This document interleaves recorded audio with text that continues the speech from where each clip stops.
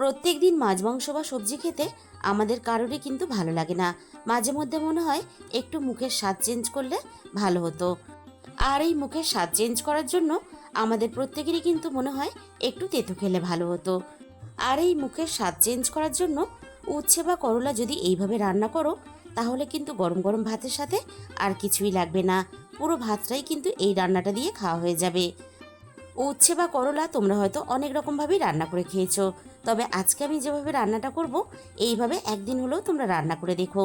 আর বন্ধুরা, রেসিপিটা কেউ কিন্তু স্কিপ করো না। শেষ পর্যন্ত আমি রান্নাতে কি কি মশলা ব্যবহার করলাম সেটা কিন্তু মিস হয়ে যাবে। আর আজকে আমি যেভাবে রান্নাটা করব, উচ্ছে বা করলা তোমরা যেটাই রান্না করো না কেন, এইভাবে যদি রান্না করো তাহলে খুব বেশি তেতোও লাগবে না। যারা তেতো খেতে পছন্দ করে তারা তো খাবেই, আর যারা উচ্ছে বা করলা তেতোর জন্য একেবারেই খেতে চায় না, তারাও কিন্তু খেয়ে ফেলবে।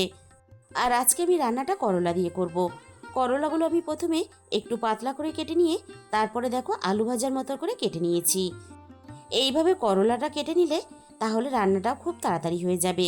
আর এই রান্নার জন্য দেখো একটা মাঝারি সাইজের আলু আমি ছোট করে ডুমো করে কেটে নিয়েছি। এবার আমি এই রান্নার জন্য একটা মশলা বানিয়ে নেব। বাটির মধ্যে আমি অল্প একটু জল নিয়ে নিলাম। এখানে আমি সমপরিমাণে হলুদ সর্ষে আর কালো সর্ষে নিয়েছি।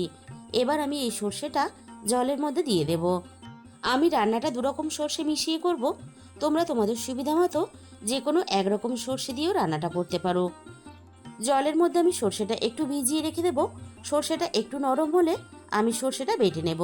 তাহলে চলো রান্নাটা আমি কিভাবে করেছি এবার সেটা দেখে নেওয়া যাক। প্রথমে আমি কড়াইয়ের মধ্যে রান্নার জন্য পরিমাণ মতো সর্ষের তেল দিয়ে দিলাম। আর এই রান্নাটা সর্ষের তেলেই করার চেষ্টা করবে। সর্ষের তেলে রান্নাটা করলে রান্নার স্বাদটা অনেক বেশি ভালো হয়। এই রান্নাটা আমি অল্প একটু বড়ি দিয়ে করব। তার জন্য আমি অল্প একটু বড়ি ভেজে নিলাম। এখানে আমি মটর ডালের বড়িটা ব্যবহার করেছি। তোমরা কিন্তু তোমাদের সুবিধা মতো যে কোনো ডালের বড়ি এই রান্নাতে ব্যবহার করতে পারো। বড়িগুলো বেশ লালচে করে ভেজে আমি তুলে নিলাম। এবার ওই একই তেলের মধ্যে প্রথমে আমি করলাগুলো ভেজে নেব। তার জন্য আমি কেটে রাখা সমস্ত করলা তেলের মধ্যে দিয়ে দেব। এবার আমি করলার মধ্যে স্বাদ মতো লবণ দিয়ে দিলাম। আর লবণের সাথেই আমি এখানে অল্প একটু হলুদের গুঁড়ো দিয়ে দেব। এবার আমি লবণ আর হলুদটা করলার সাথে নাড়াচাড়া করে বেশ ভালোভাবে মিশিয়ে দেব। আর করলাগুলো বেশ ভালোভাবে ভেজে নেব। করলাটা আমি দেখো একটু লালচে রং ধরিয়ে ভেজে নিয়েছি। এর থেকে আমি আর বেশি ভাজবো না। এবার আমি সমস্ত ভাজা করলা কড়াই থেকে নামিয়ে নেব।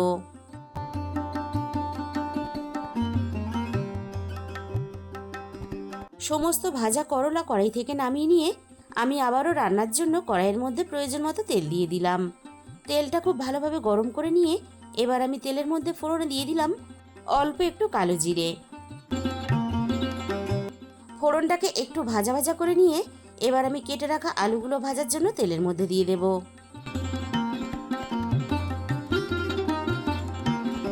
ফোড়নের সাথে আমি আলুটাকে একটু নাড়াচাড়া করে ভেজে নেব।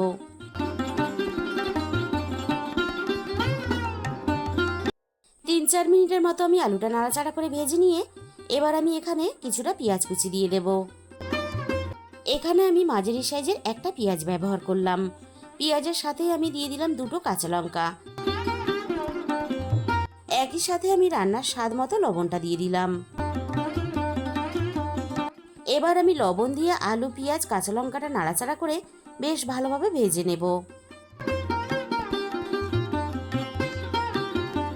আলু আর পেঁয়াজ দেখো আমি একসাথে নাড়াচাড়া করে বেশ ভালোভাবে ভেজে নিয়েছি।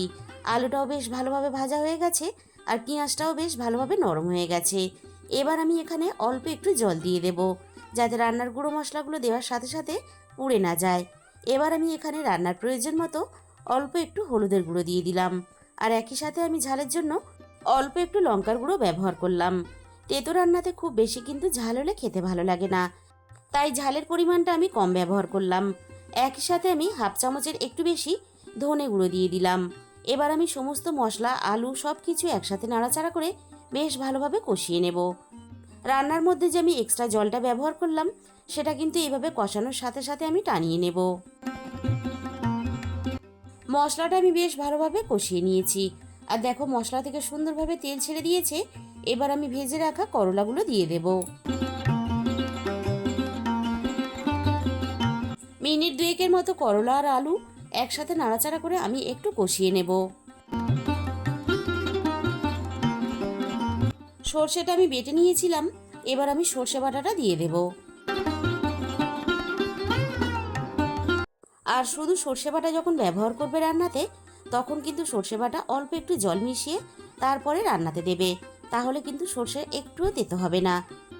মিনিট খানেকের মতো সর্ষেটা নাড়াচাড়া করে সব কিছুর সাথে আমি কষিয়ে নিয়েছি।